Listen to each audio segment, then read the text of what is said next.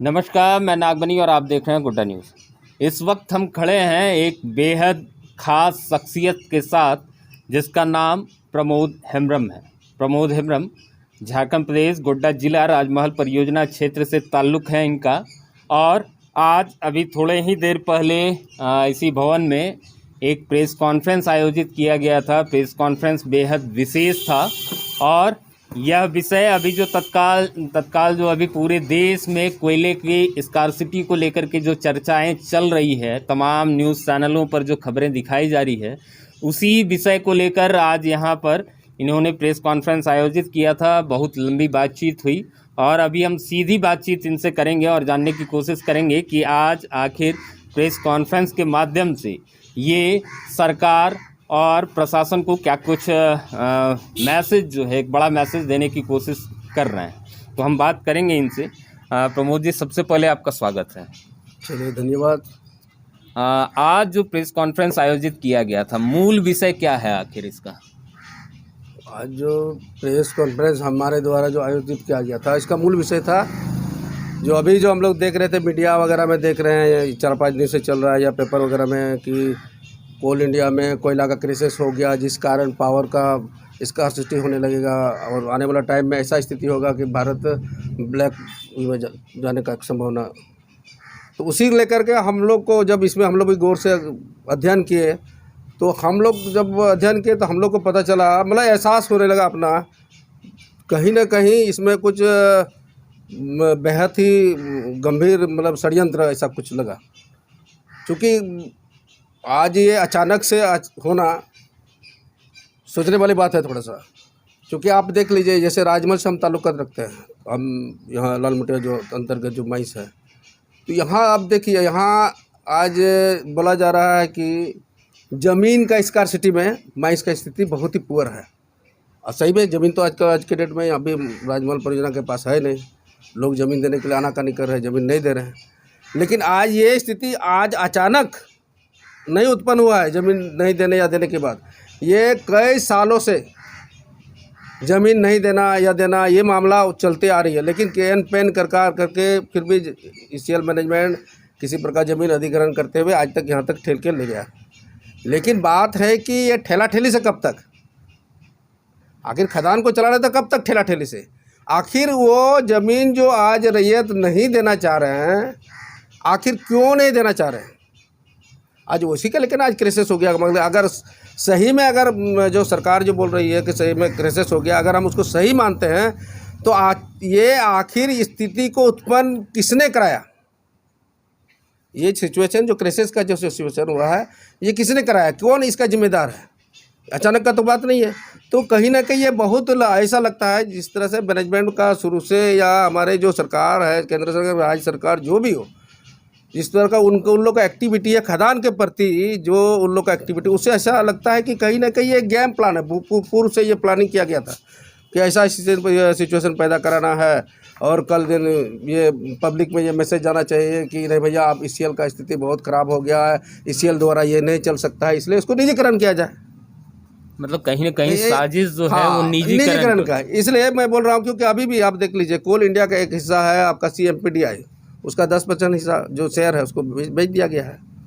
तो कहीं ना कहीं उसी के तहत ही एक प्लानिंग है कि नहीं भैया, हम लोग को इस बिंदु पे कोई काम करना नहीं है, रैयतों का जो अपना मांग है उसको छोड़ देना है, ताकि रैयत उसको मतलब विरोध करे, ज़मीन देने से आनाकानी करे, खदान का स्थिति गड़बड़ हो जाए, और ये देश में ये मैसेज चला जाए कि नहीं भैया, बहुत स्थिति ख़राब है, ये लोग ईसीएल से अब संभव नहीं है, इसलिए हमको इसको निजीकरण कर देना है। चलिए, तो ये एक बड़ा मतलब आरोप भी है और इसके पीछे इनका अपना एक लॉजिक है कि कहीं ना कहीं सरकारी जो तंत्र है उसको उसकी व्यवस्था को जो है बिगाड़ करके आज कहीं ना कहीं सरकार और अभी जो पूरा सिस्टम है वो कोशिश कर रही है कि पहले उसको फेल्योर दिखाया जाए और बाद में उसको किसी निजी हाथों में बेच दिया जाए।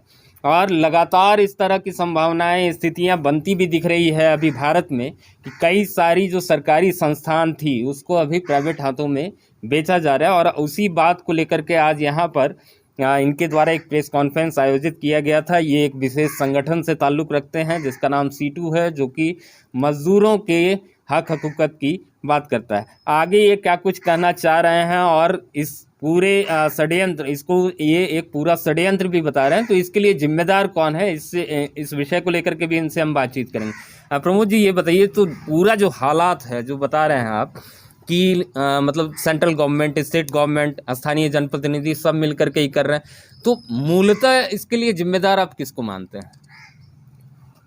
जिम्मेदारी तो हम बताएंगे क्यों ना, ये लेकिन उसके पहले ये आप बोले जो षड्यंत्र की बात बोले, इसलिए षड्यंत्र की बात इसलिए बोले, आप ये जो स्थिति पैदा हुआ है, ज़मीन जैसे लोगों का मांग है कि ज़मीन वापसी की बात होनी चाहिए, लोगों का मांग है कि जैसे उदाहरण मैं अपना बता रहा हूँ, स्वयं की बात है, मैं एक विस्थापित हूँ।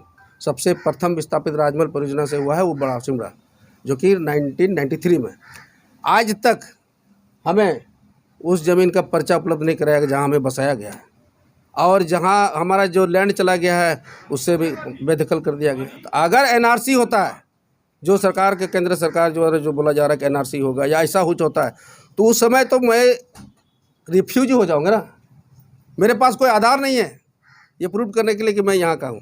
तो अभी आपकी ज़मीन जो परियोजना में गई है, तो ज़मीन का आपको कोई कागजात नहीं दिया गया? बिल्कुल नहीं दिया गया, राज्य सरकार से या केंद्र सरकार जो तो अभी आपका निवासी प्रमाण पत्र कैसे बन रहा है फिर? जो पुराना पर्चा है उसी को आधार पर बन रहा है। बाकी लोगों की भी यही स्थिति? बहुत वही स्थिति है, और ज़मीन तो हमें वापस मिल नहीं रही है, लेकिन वही पुराना से किसी तरह से। लेकिन ये आखिर पुराना पर्चा कब तक काम करेगा? जब आप ज़मीन भूदाता को वापस आप ज़मीन नहीं दे रहे हो, तो ये तो आप तत्काल के लिए कर रहे हो, लेकिन जब आने वाला जो मेरा वंश होगा, मेरा बेटा बेटी या मेरा पोता पोती, उनके लिए तो विपरीत स्थिति हो गया ना, उनके लिए तो। चलिए, तो ये एक गंभीर मामले की जानकारी अभी जो है इनके द्वारा दी जा रही है कि परियोजना जो ज़मीन ले रही है, हालांकि परियोजना ज़मीन नहीं लेती है, स्टेट गवर्नमेंट यहाँ पर जो है लैंड एक्वायर करती है।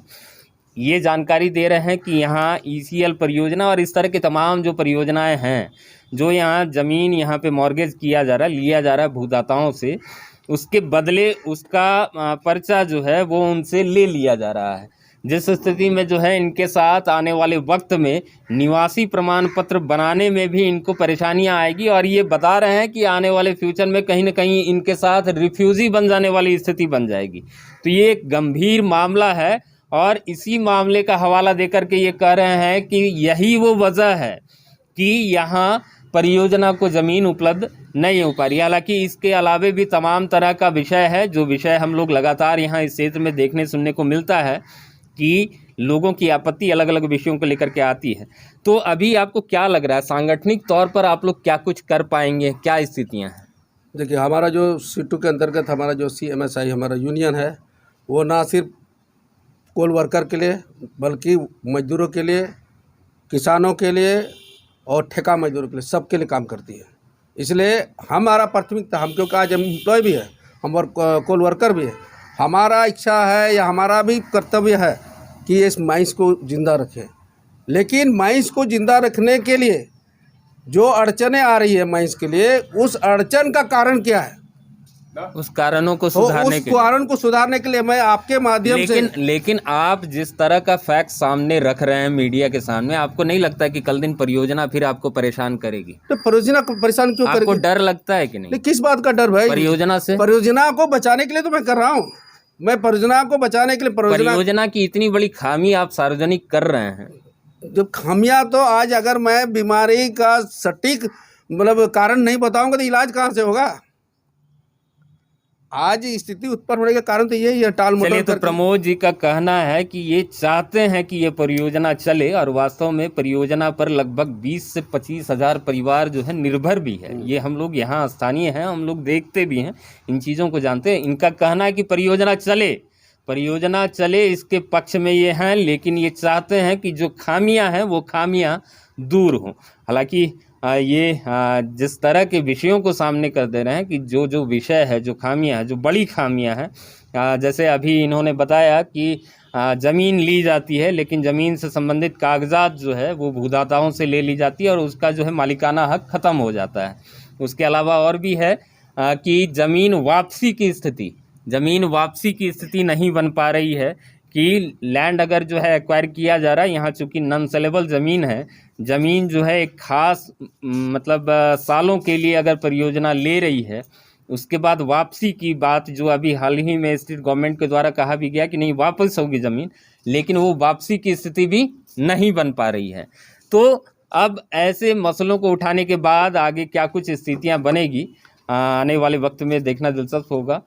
बाकी अपडेट्स के लिए बने रहे हमारे साथ, देखते रहिए गोड्डा न्यूज़।